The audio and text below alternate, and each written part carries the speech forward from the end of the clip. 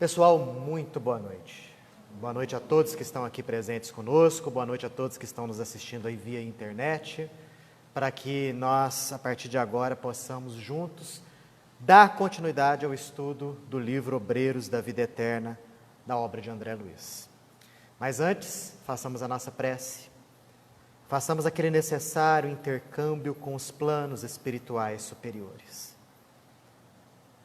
Quando falamos em prece, falamos em sintonia com aquilo que existe de mais elevado do que nós. No momento dela, as vibrações se sutilizam, o campo de percepção aumenta, e nós podemos, tendo a necessária confiança nos poderes do alto, receber as boas orientações, os bons estímulos, a fim de que possamos, nessa existência, sair daqui melhor do que quando entramos. Nós agradecemos ao Pai, primeiramente, a vida da qual somos possuidores. Agradecemos a oportunidade de estarmos reencarnados neste planeta, que se afigura como abençoada escola que nos ensina, que nos mostra o caminho que devemos percorrer rumo à angelitude. Agradecemos também a oportunidade de travarmos contato com a doutrina dos Espíritos, que nos renova o pensamento, que nos mostra quem realmente somos e o que estamos fazendo aqui. Qual deve ser o nosso dever na nossa existência?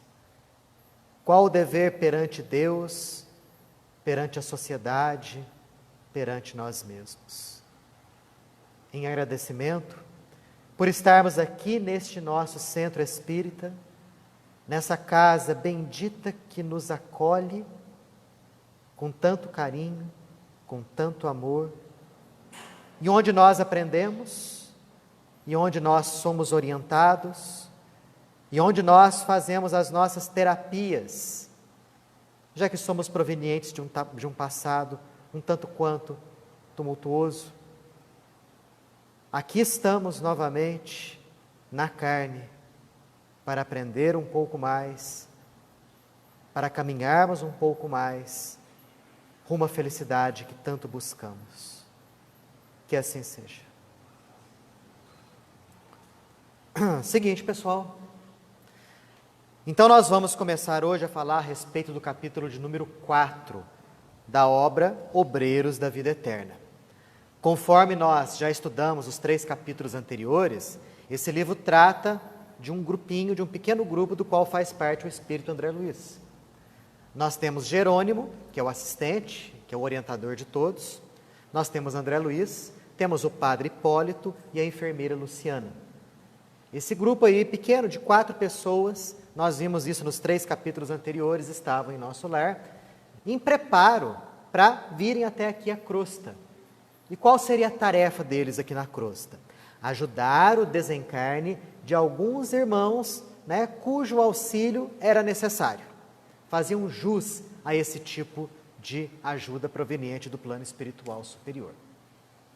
Vimos isso nos 3 capítulos anteriores, o preparo deles. Agora, eles estão saindo de nosso lar e descendo rumo à crosta terrestre. Só que nesse capítulo 4 aqui, eles ainda não estão na crosta terrestre. Eles saíram de nosso lar, como disse aqui André Luiz, em caminhada horizontal, penetrando domínios umbralinos. Domínios de maior tristeza, de maior dor, de maior sofrimento. E nesse capítulo aqui, André Luiz relata a existência de uma instituição em zona umbralina denominada a Casa Transitória. É para lá que eles estão se dirigindo, saindo de nosso lar, descendo rumo à crosta, só que antes disso, uma paradinha na chamada Casa Transitória. Vamos ver o que é essa casa. O que ela faz, o que existe de atividade dentro dela. André, então, descreve que eles estavam caminhando, que em outras oportunidades o trajeto era feito de maneira muito mais rápida. em alguns poucos minutos. Muito provavelmente ele não fala aqui, pela volitação, eles voando. Mas, sabe-se lá por quê, o próprio assistente Jerônimo preferiu caminhar. E André Luiz relata uma região nevoenta, onde imperava asfixiante tristeza. Em regiões umbralinas, o clima é justamente esse. Não dá para ver de maneira muito nítida as estrelas, a lua, o sol. A luminosidade ali é pequena por conta justamente dessa neblina que se aparenta constante no local. A natureza é uma natureza feia, uma natureza triste. Nossa, por que será que Deus criou algo assim, né? E aí eu falo para vocês, Deus não criou algo assim.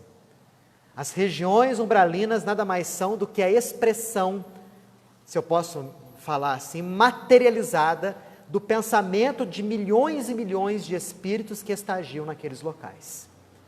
Espíritos envoltos em treva, em revolta, em agressividade, em dor e em sofrimento.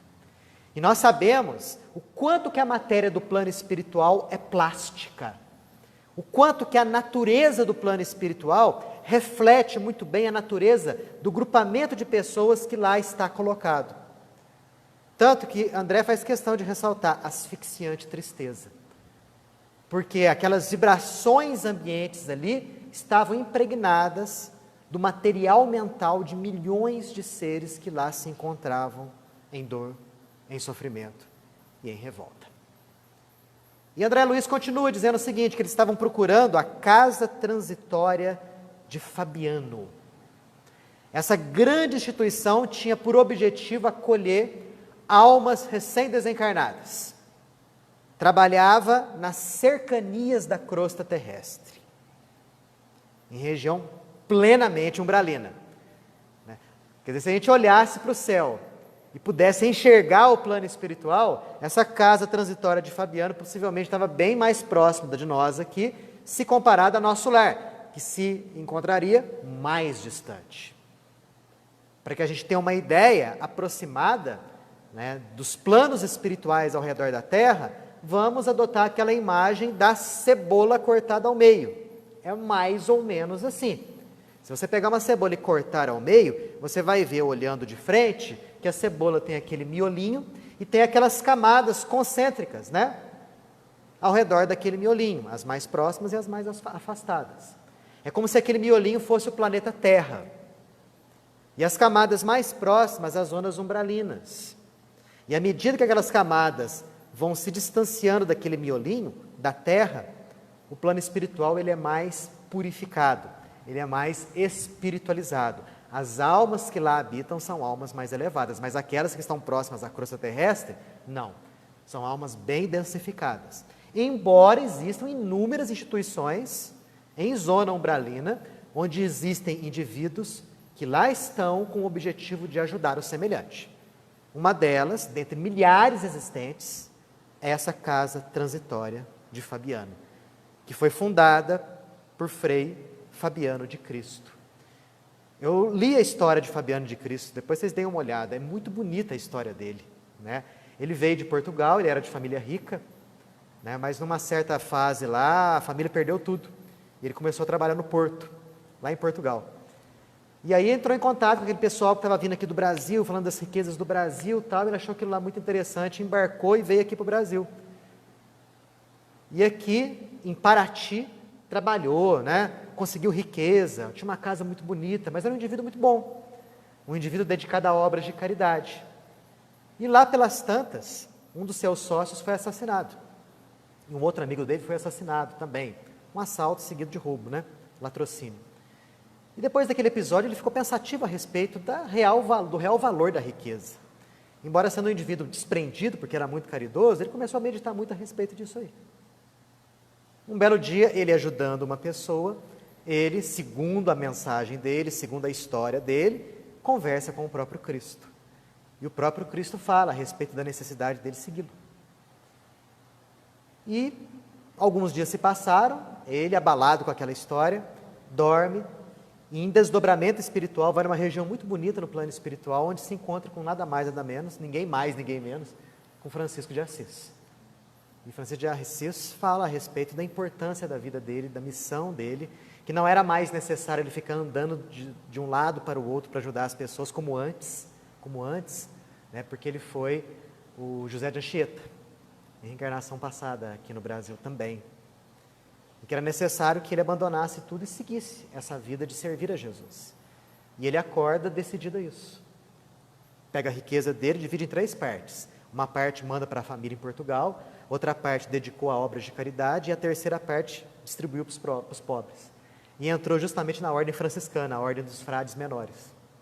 E de Paraty ele foi deslocado para o Rio de Janeiro, onde morou a vida inteira lá num convento, né? Num mosteiro, melhor dizendo. Foi porteiro, logo depois enfermeiro, embora não entendesse nada de enfermagem, mas era um sujeito extremamente espiritualizado, né? E o Fabiano de Cristo tem inspiração para muitas obras dentro do movimento espírita, muitas obras dedicadas ao auxílio daqueles que sofrem no campo da caridade. Depois, quando vocês tiverem tempinho, deem uma lida na biografia dele, que é realmente muito bonita. Então, ele desencarnou, ele ficou parado lá de lá, contemplando a glória de Deus? Claro que não. Os grandes espíritos, as grandes almas, trabalham cada vez mais, com o objetivo de ajudar aqueles que estão na retaguarda. Desencarnou, das inúmeras coisas que ele fez, uma delas foi fundar essa casa. Ah, ele ficava lá? Não. Ele confiava periodicamente a administração da casa a outros benfeitores nos quais ele confiava. Nesse caminho, Jerônimo foi explicando tudo isso lá para o pessoal, né? Foi explicando para o André Luiz a questão da casa e dizendo o seguinte, ó, lá nós vamos encontrar abrigo para aquelas pessoas que nós iremos auxiliar no processo de desencarne. São 5 espíritos que seriam auxiliados. Eles seriam deslocados do seu corpo físico em processo de desencarnação. E onde que eles iam ser colocados? Lá na casa transitória de Fabiano. E ele fala uma coisa muito interessante, Jerônimo, que locais como esse eram muito úteis. Por quê? Preste atenção. A esmagadora maioria das pessoas que desencarna tem que passar por regiões umbralinas. Tem que ficar estagiado, nem que seja por um tempo curto, em regiões umbralinas. Raros são os indivíduos que desencarnam e têm condições de passarem, sem estagiarem, pelas regiões umbralinas. Raros. Então, se algum dia a gente desencarnar e se encontrar em região nevoenta, peçam a Deus para se situarem numa casa como essa daqui. Porque justamente numa casa como essa, é que o indivíduo é preservado de inúmeros assédios provenientes de seres das sombras. Agora, para isso acontecer, há necessidade do tal merecimento. Como foi lido pelo seu Gilberto agora há pouco naquela mensagem. Todos nós queremos o conforto, queremos o consolo, queremos a ajuda, o auxílio, mas isso não se consegue sem esforço da nossa parte, sem um processo de espiritualização maior. Então, até mesmo o nosso desencarne está condicionado a isso. A maior ou menor facilidade do processo de desencarnação. Se você quer ter um desencarne tranquilo, sem maiores problemas, invista nele enquanto você está encarnado. Espiritualize a sua maneira de enxergar a vida, o seu trato com as pessoas. O desencarne vai ser mais tranquilo, você vai arregimentar aí muita gente que vai gostar de você e vai te auxiliar nesse momento. E quem sabe, vai te asilar momentaneamente numa casa como essa aqui, como a casa transitória de Fabiano, né? Jerônimo até continua aqui, ó. Se entregues à própria sorte, seriam agredidos por seres inferiores. Em instituições como a casa, almas valorosas se dedicam a amparo e vigilância. E com um detalhe, lá nós vamos ter os equipamentos necessários às nossas tarefas. Equipamento, hein?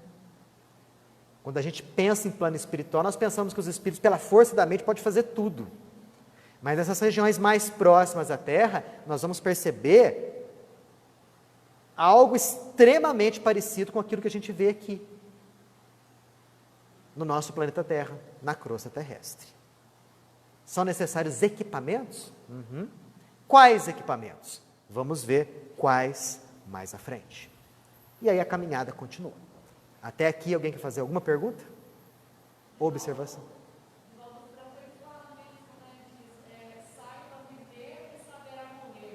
Exato. Exatamente, exato. É porque tudo é a única mesma coisa, Fernanda. Né? A vida é uma única coisa só. Né? Só que em alguns momentos estamos dentro da carne, em outros momentos fora da carne. É tudo uma consequência da outra. Então, tendo uma boa existência na carne, obviamente, nós vamos ter uma boa existência no plano espiritual. Se nós tivermos uma boa existência no plano espiritual, trabalhando, estudando, aprendendo, né? Modificando ideias, vamos ter uma boa existência aqui no plano terreno. É assim que as coisas funcionam, né? Nada acontece de graça, tudo de acordo com a nossa ação, com o nosso merecimento. Sim.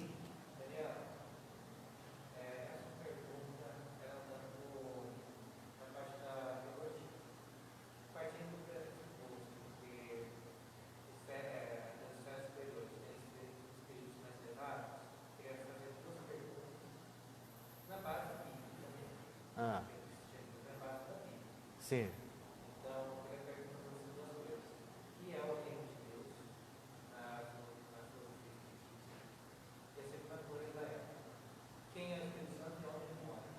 Bom, duas perguntas você me fez. O que é o reino de Deus? O reino de Deus é um estado de consciência. O reino de Deus não é um lugar. O reino de Deus é um momento em que você se integra ao pensamento do Altíssimo através das suas atitudes, através da sua conduta. É algo a ser conquistado, como se encontra na Bíblia, que para atingir o reino de Deus é necessário passar por inúmeras tribulações. Ou seja, a partir do momento que a pessoa cresce, se desenvolve, se aprimora a duras penas em termos espirituais, ela vai adentrando a esses domínios, que não são domínios exteriores, são domínios interiores, de maior integração com o Pai. Isso é o reino de Deus. Céu e inferno são estados de consciência. A segunda pergunta, Espírito Santo. Todos aqueles espíritos santificados no bem, todos aqueles espíritos que colaboram com a obra do Altíssimo, são Espíritos Santos. Então não é o Espírito Santo. Existem milhões de espíritos santificados. Você é um deles. Agora não, mas um dia você vai ser. Eu também. Agora não, mas um dia você também. Todos nós aqui. Né? Todos nós aqui somos anjos em potencial. Dormita no nosso interior um anjo. Né? As nossas ações dentro e fora da carne têm por objetivo acordar esse anjinho que está dentro de nós. Oi.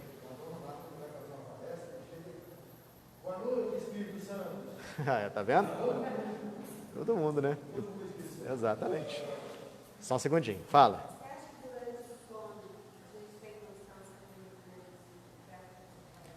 Durante o sono, quando nós saímos do corpo físico, dependendo do nosso nível mental, isso vai nos deslocar a regiões boas ou a regiões não tão boas assim. Porque quando nós saímos do corpo, obviamente nós vamos nos sintonizar com aquilo que nós mais desejamos e atraímos. Então, se eu sou um indivíduo com pensamentos negativos, com ideias baixas, com más condutas, ao sair do corpo, vou me sintonizar com indivíduos desencarnados ou encarnados do mesmo tipo, que vão me levar a situações e a locais terríveis. Agora, se eu sou uma pessoa compromissada com o bem, com a ordem, com a alegria, com a felicidade, né, com o desprendimento espiritual, se eu sou uma boa pessoa, ao sair do corpo à noite, vou me identificar com indivíduos mais ou menos no mesmo nível, no mesmo padrão, que vão me levar a regiões onde eu vou aprender, onde eu vou ajudar, regiões de paz, de tranquilidade. E também ajudar inúmeros seres que estão ali em processo de sofrimento. Mas vamos lá, só um segundo. Estão chegando na casa agora. André Luiz relata que lá no meio daquela neblina toda, de repente, ele consegue enxergar um grande casarão. Uma grande casa, né, baixa, em plena sombra. E ele fala o seguinte, que essa casa não tinha nenhum detalhe muito artístico. Uma casa até mais ou menos rústica, né? Sem nenhum bom gosto artístico. Aliás, sequer tinha vegetação ao redor. Conforme a gente tem muito contato com as informações provenientes de nosso lar, né? Os jardins, as árvores bonitas, os passarinhos, né? Os rios azuis, os lagos, as montanhas, não tinha ao redor desse casarão rigorosamente nada de jardim, rigorosamente nada relacionado a árvores ou nada desse tipo. Edificação baixa e simples. E eles foram caminhando. E Jerônimo falando, ó, chegamos ao nosso asilo móvel destinado a socorros urgentes. Asilo móvel. Por que móvel? Porque daqui a pouco nós vamos falar para vocês qual o porquê desse móvel. Porque ele se move. Porque ele se move. De que forma? Já já nós vamos ver. Sofre permanente assédio de espíritos revoltados. Claro, é uma região localizada em plena zona umbralina, onde milhões de espíritos ali estão envoltos em dor, revolta e agressividade.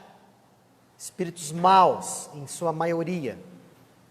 Claro, eles não deixam barato. Eles perseguem aqueles que fazem o bem. Eles querem atrapalhar. Eles querem destruir. Então aquela casa, por conta disso, tem amplas defesas magnéticas, que já já nós vamos ver como que funcionam. Além de grande número de servidores envolvidos, não somente nesses processos aí de ajuda ao semelhante, mas também nos processos de defesa da casa, quando ela é atacada pelos seres trevosos. É ponto de ligação com as cidades espirituais. Além de ser ponto de encontro de inúmeras caravanas que chegam das colônias superiores rumo à crosta, ou daquelas que já estão na crosta e se encontram ali rumo às cidades superiores. Então são inúmeras situações aí, né, em que essa casa atua e atua plenamente. Até hoje existe, Daniel? Com certeza, até hoje existe. E se naquela época já estava recebendo multidão de gente sofredora, imagina nos dias de hoje. Tenho certeza que a casa deve ter sofrido inúmeras ampliações até, né? Era uma casa baixa, se bobear já tem segundo, terceiro, até quarto andar. Tamanha quantidade de gente sofredora e precisando ser auxiliada depois do desencarne. Exatamente, não é nem uma casa, é uma vila já. Bom, foram chegando perto das barreiras magnéticas. André Luiz não descreve como são essas barreiras magnéticas. Mas tão logo eles foram se aproximando, os servidores que estavam ali na vigia já franquearam acesso a esse grupinho. E eles entraram por essas barreiras magnéticas, né, caminharam alguns metros e chegaram no portão da casa. E o que eles fizeram? Tocaram um pequeno aparelho. Apertaram a campainha. Exatamente. No plano espiritual também tem campainha no plano espiritual. Não é verdade? Agora, para ter campainha, é necessário que tenha eletricidade. Não é verdade? Você vai apertar um botãozinho ali, alguma eletricidade tem que estar envolvida ali. De onde que vem a eletricidade? Porque a nossa eletricidade, nós sabemos de onde vem. Das hidrelétricas, das termoelétricas, né? Da energia solar. E lá? Como será? De onde será que vem a energia? Olha, sempre me fiz essa pergunta, viu? De onde que vem a energia elétrica, né, lá de nosso lar? Será que existe algo semelhante a uma usina hidrelétrica? Será que eles retiram a eletricidade de alguma forma da matéria presente no ambiente? Não sei. Se alguém souber aí, né, me fale. Se souber algum dia, me fale também, que até hoje estou procurando a resposta. Mas lá tem a campainha. Eles apertaram a campainha fez o barulho e logo em seguida, né, a porta foi aberta e quem atendeu foi justamente a administradora da casa, Zenóbia. André Luiz a descreve como sendo uma mulher de idade madura, cabelos negros, energia transbordante que mostrava a sua capacidade de trabalho, olhos que vertiam luminosidade. Ela era responsável por aquele local. Cumprimentaram-se assim rapidinho e logo, né, já passaram para o assunto principal, falando o seguinte, olha, ela dizendo para eles, fui avisada da visita de vocês no dia anterior. Então lá é tudo muito organizado, né? Sabia-se que esse pequeno grupo ia estar lá. Aí Jerônimo fala, olha, a casa vai nos ser muito útil, porque nós vamos daqui a pouco para a crosta, vamos pegar 5 irmãos nossos, né, em processo de desencarnação, eles vão desencarnar e vamos trazer eles para cá. Né? Gostaria que a casa desse abrigo a essas 5 entidades. Ela fala assim, não, tudo bem, né, aqui nós vamos dar um jeito de ajudar vocês. E Jerônimo continua, ó, além de receber o seu auxílio, nós, por nossa vez, também vamos auxiliar vocês nas suas tarefas. Porque é assim que os bons espíritos fazem. Eles auxiliam, né, ao mesmo tempo que são auxiliados. E por aí vai. Zenóbia aproveitou a oportunidade e fez o seguinte pedido. Olha, existe uma pequena coletividade de seres aqui, em abismo próximo. Preciso me dirigir até lá no dia de amanhã e gostaria que vocês fossem nos auxiliar. Maravilha, disse Jerônimo, vamos auxiliar sim. E ela continua, especialmente um querido irmão meu, que desencarnou, se situou em regiões de sofrimento, só foi localizado há pouco tempo atrás, e nós conseguimos trazê-lo para as cercanias aqui da casa. Só que, por enquanto, ele não pode entrar, porque se encontra ainda com a mentalidade muito turva. Gostaria que vocês ajudassem esse meu querido irmão também, né? Para que ele possa ser asilado na casa e, em seguida, rapidamente ser internado em reencarnação expiatória na crosta. Gostaram da palavra? Internado em reencarnação expiatória na crosta. O indivíduo não tinha sequer condição de planejar o próprio processo reencarnatório. Iriam planejar por ele. E, com certeza, pelo teor da palavra usada aqui, seria uma reencarnação complicada, difícil, de sofrimento. Internado. Quem é internado, gente? Quem está doente. Então, o indivíduo estava muito doente, em termos espirituais. A melhor coisa para ele agora, ficar no plano espiritual, vamos arrumar um corpo para ele reencarnar logo, né? Isso é a reencarnação compulsória. Perfeito, é a reencarnação compulsória, exato. Se bobear, ele não tinha sequer noção do que ia acontecer, e às vezes até já se verificou o processo reencarnatório sem ele ter nenhuma noção do que ia acontecer, porque isso acontece com milhões de seres. Desencarnam, permanecem aturdidos no plano espiritual sem saber que desencarnaram e reencarnam compulsoriamente em expiação sem saber que reencarnaram. Que coisa, não? Isso acontece com milhões de seres. Com milhões de seres. Mas só os espíritos superiores podem fazer isso. Exatamente. Só aqueles espíritos que já detêm um nível de conhecimento e de moral suficientes para avalizar esse tipo de reencarnação. Exato.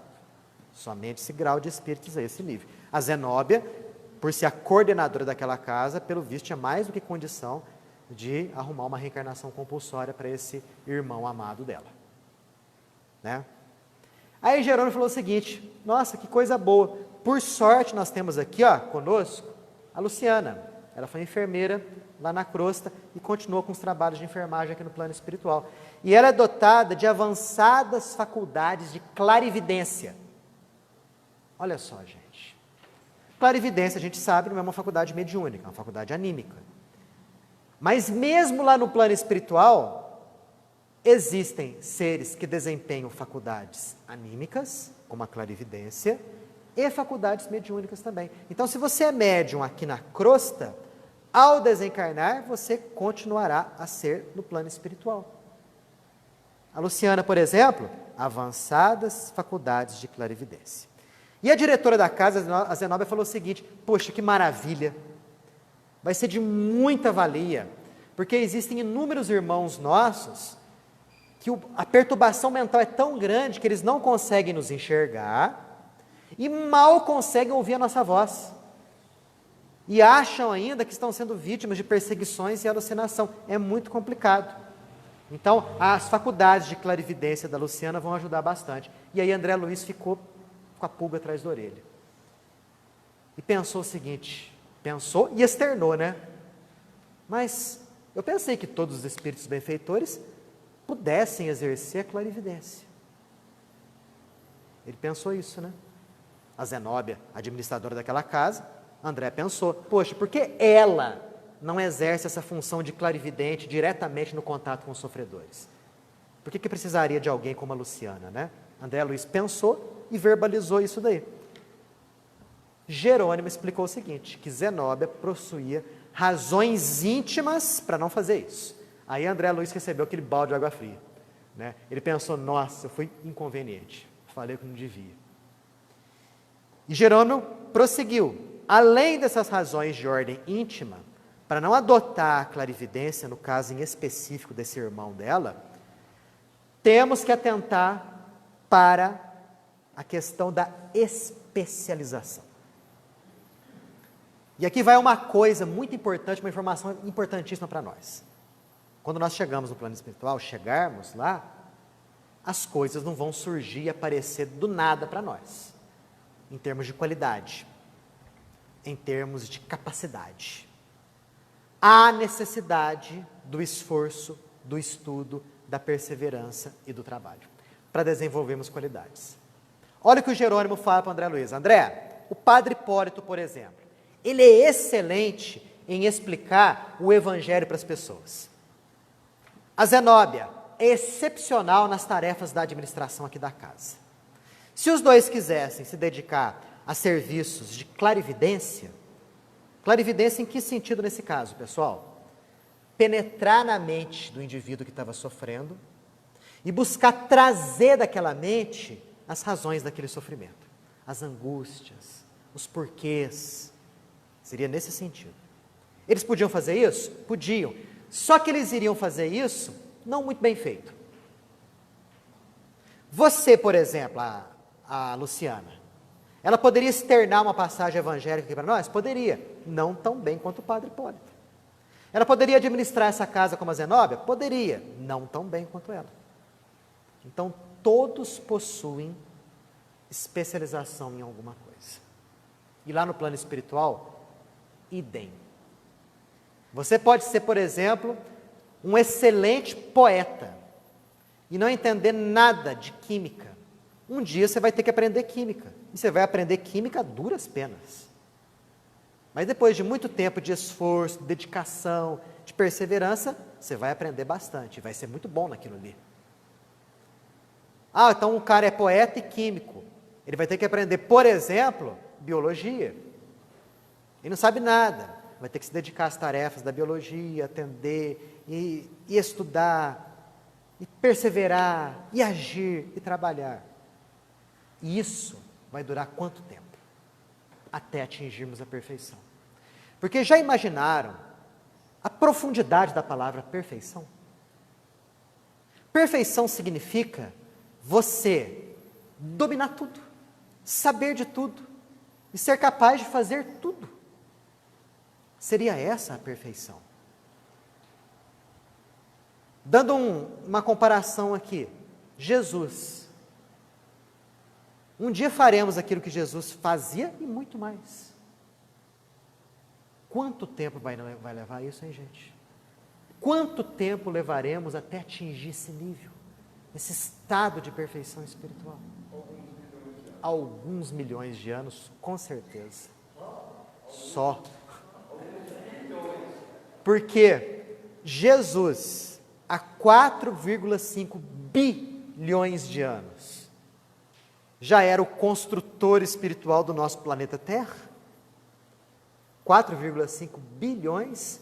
Nessa época a gente estava talvez mal saindo das mãos de Deus, né? Uma mônada espiritual, algo sem nenhum tipo de consciência, talvez morando primeiro numa pedra, né? Porque o princípio espiritual ele evolui assim, passando pelo mineral, do mineral para o vegetal, do vegetal para o animal, do animal para o humano e do humano para o angélico. Muito bem. Que é quando aí atingiremos a condição de Espírito Santo. Exato. Fala. Então, ontem, né, depois de ter visto o céu e o inferno, eu perguntei para Paulo, e você veio em outra questão, você falou, no momento em que nós saímos, no momento em que Deus nos criou. Paulo, nós somos criados como vegetal, ou só quando a gente chega a uma humanidade, a gente recebe o Espírito, que nós podemos falar que somos criação. O Paulo foi perguntar para você. Exatamente. Aí, ó, tá vendo? Ou seja, lá no mineral já existe algo ali que nós não podemos chamar de espírito. né? Mas é um princípio espiritual que ali se encontra, que vai passando por um processo de elaboração no mineral, no vegetal, no animal, até quando ele atinge a capacidade de pensar de maneira contínua e recebe a razão, que ele atinge a condição humana, né? Por isso que se fala que o espírito é a individualização do princípio inteligente, como está lá no livro dos Espíritos. Que já passamos por tudo isso, né? Já passamos pela natureza toda, né? E fazemos parte da natureza. Somos seres humanos e já passamos por tudo isso. Estagiando primeiramente no reino mineral, né? É como se, entre aspas, o nosso primeiro corpinho fosse um mineral, exato. Como se o primeiro corpinho nosso ali fosse um mineral, né? Quanto tempo ali? Milhões e milhões e milhões de anos, né? Talvez ali desenvolvendo a questão da estruturação. E nós temos ainda no nosso corpo resquícios dessa parte. Porque o nosso esqueleto nada mais é do que um vestígio dessa nossa época, em que estruturamos, né, a parte, vamos dizer assim, mais dura, o arcabouço mais duro, que na condição humana se configurou como sendo um esqueleto. E depois passa pelo vegetal, depois passa pelo animal, até atingir a condição humana. Chique, né? Fala.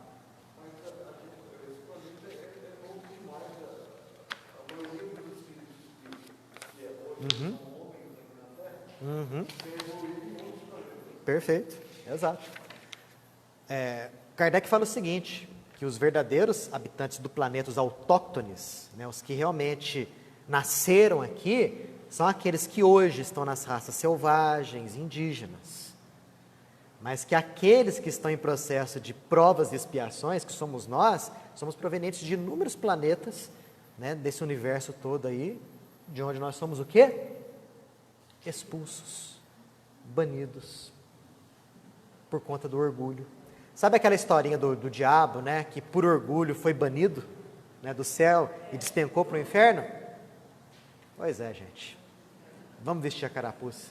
É o que aconteceu com a gente mesmo. Nós estávamos em planetas em condição espiritual superior ou igual que a Terra está nesse exato momento, e por, né, ficarmos firmes ali na questão do mal, do orgulho, do egoísmo, nós fomos banidos de lá e viemos para cá. Estamos nós aqui em processo de purificação espiritual de novo e façamos o possível para não sofrermos novo banimento. Só um segundo. Eu queria perguntar uma coisa. Seguinte, você estava falando sobre essa camada que é essa determinada região de tristeza. Região de tristeza. Certo? Essa região de tristeza é só neste lugar dessa camada ou ele é em todo o torno? E outra coisa, se seja uma coisa e outra, por que os seres trevosos eles podem estar ali? Não tinha uma região só para eles? Mas aquela região é a região deles. Essa é a região própria deles, é o habitat natural deles. Por quê? É uma questão de própria densidade perispiritual. O indivíduo que se dedica ao mal, ao vício e à dor, né, querendo provocar dor no seu semelhante, automaticamente densifica o seu corpo perispiritual. Ao desencarnar, ele não tem leveza suficiente para poder planar para regiões superiores.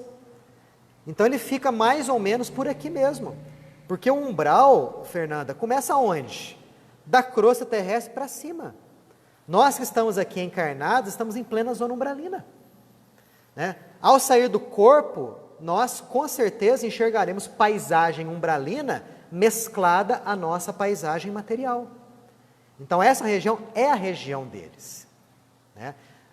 Novamente adotando aquele modelo da cebola. O miolinho seria o planeta Terra, a crosta terrestre, material. A primeira camada em volta daquele miolinho é como se fosse um umbral mais pesado, né? Vamos supor que em toda essa extensão do umbral mais pesado, habitem espíritos ruins, trevosos.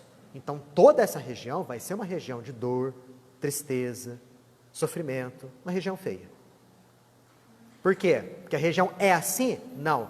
Ela foi moldada através do pensamento desequilibrado de milhões de seres que lá estão estagiando. Se, por exemplo, esses milhões de seres forem removidos da região umbralina, processo que já está acontecendo nos dias atuais. Né?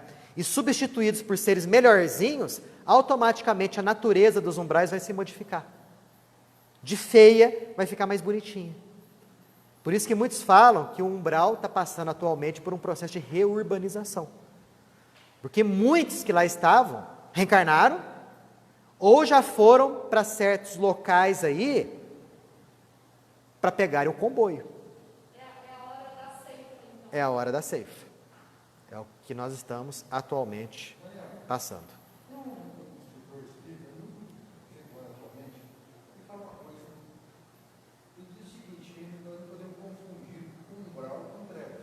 Sim.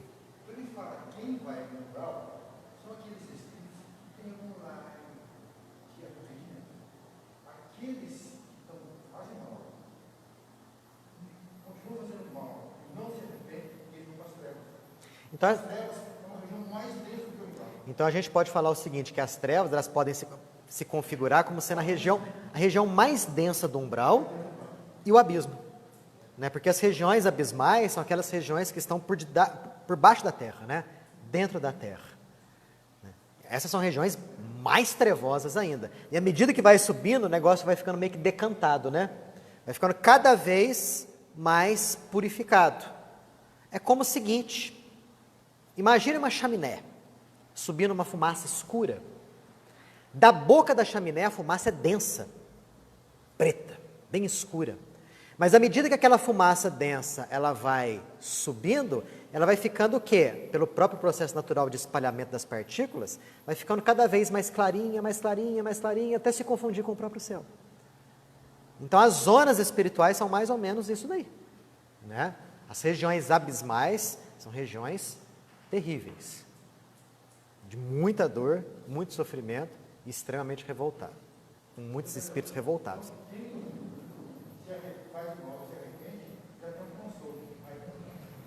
Pelo menos naqueles umbrais assim, mais ou menos, né?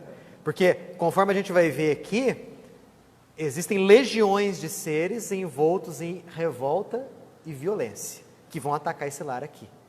Que estão justamente nessas regiões de maior sofrimento, de maior densidade espiritual. Mas vamos lá, continuando aqui, ó. Voltando para a questão da clarividência. Aí a Luciana falou o seguinte, olha, eu fui, não foi forçada, né? Ela disse que teve que desenvolver a clarividência para ajudar o pai dela. O pai dela desencarnou numa insurreição civil, foi um dos líderes de uma insurreição civil aqui no Brasil. Não fala qual foi. Ele desencarnou e se viu em situação terrível no plano espiritual. Ela teve que desenvolver essa capacidade da clarividência para poder ajudar o pai. E no final das contas ela conseguiu ajudar. Conseguiu ajudar o pai se arrependeu. Atualmente, na época aqui do livro, ele estava reencarnado e a Luciana estava esperando só ele casar para ela voltar novamente como filha dele. Chique, né? Bom, e aí conversa vai, conversa bem. De repente, surge um servidor daquela casa. André Luiz descreve que ele entrou ruidosamente, a gente até imagina a cena, né? A sala lá, o pessoal conversando, de repente entra por uma porta um servidor daquela casa, ruidosamente, esbaforido, falando que os alarmes da casa detectaram a presença de uma multidão de seres trevosos se dirigindo para aquela instituição, que estava mais ou menos a uns 3 quilômetros dali. Né? E antes de ele falar isso, um alarme tocou. André Luiz até ficou meio alerta, né? Poxa, um alarme estridente. Lá tem alarme também. E se tem alarme, possivelmente tem energia elétrica, algum tipo de bateria. Como será que funciona, né? Pode ser energia solar. Mas naquela região, como? Uma região nevoenta, né? Mal entra sol. De onde será que vem aquela energia dessa bateria toda? Vai saber, vai saber. O que se sabe é que esse alarme soou, o servidor entrou e falou, estão vindo um bando aqui. A uns 3 quilômetros, a agulha da bússola aponta região norte. E o que acontece agora é interessante, porque você tem que ler o livro nos detalhes, né? Zenóbia empalideceu ligeiramente. O que isso significou? Medo. A gente pensa que esses espíritos, né, quando eles desencarnam, né, ela é a chefe da casa, ela não tem medo de nada, tal, sabe tudo. Não, empalideceu ligeiramente, né? E ordenou, presta atenção, acenderem todas as luzes exteriores e as forças de defesa elétrica, reforçando a repulsão para o norte. Então, a gente imagina imensos holofotes sendo acesos do lado de fora da casa, e é o que André Luiz descreve depois, e uma tal de força de defesa elétrica, que possivelmente gera um campo de repulsão, né, para impedir a entidade trevosa de se acercar daquela casa. Olha só quantos equipamentos provenientes, né, que estão presentes, aliás, no plano espiritual.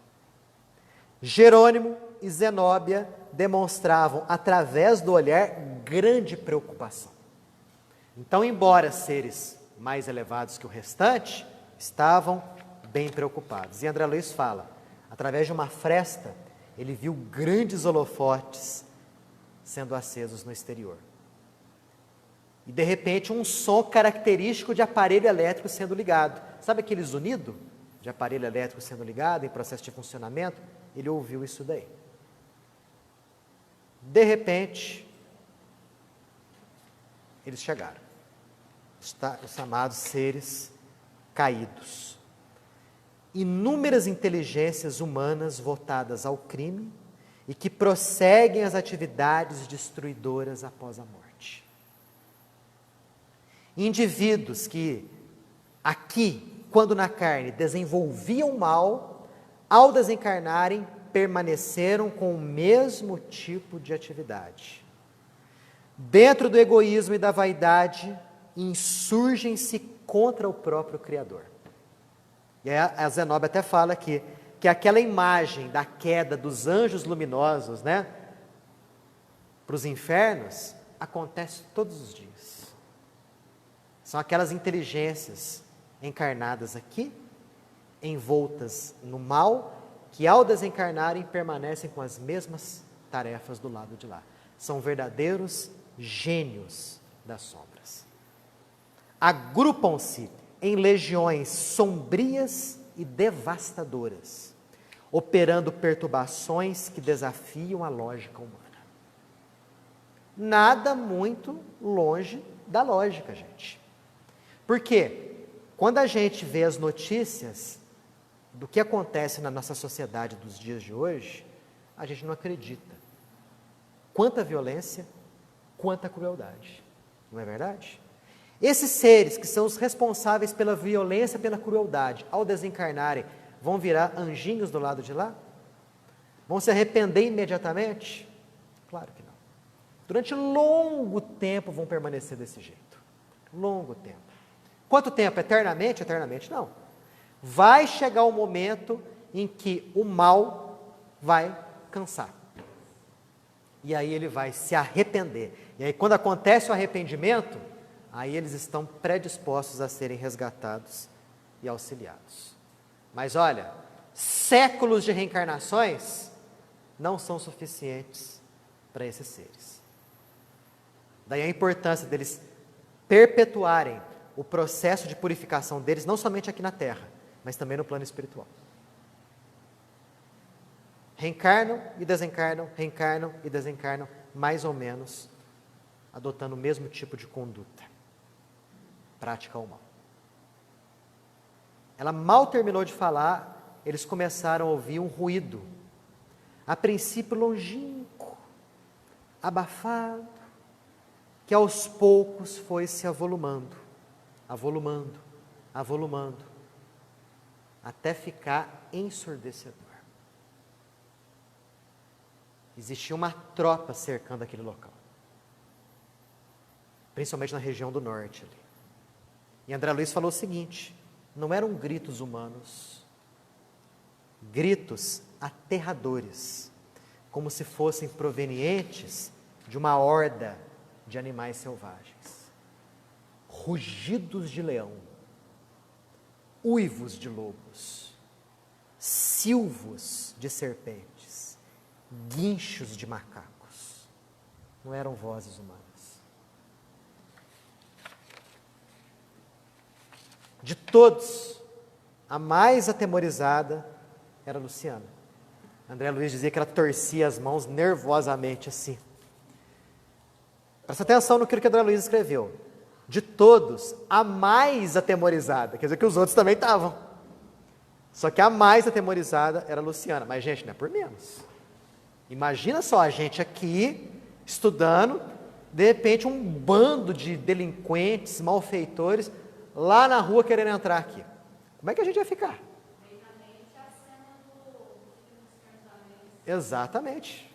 Né? Quando aquelas hordas, né, de orcs, né, cercando lá aquelas cidades bonitas, né, iluminadas. Né? O André Luiz não descreveu a situação dele. Não descreveu. Exatamente, a mais era ela, mas com certeza ele também estava atemorizado. Com certeza ele também estava. Mas também, gente, não é para menos, né? E olha que aqui a gente ouviria o que? Gritos humanos. Agora, você já imaginou ouvir sons de animais ferozes? Luciana era mais atemorizada, esfregando as mãos assim, né? Vira para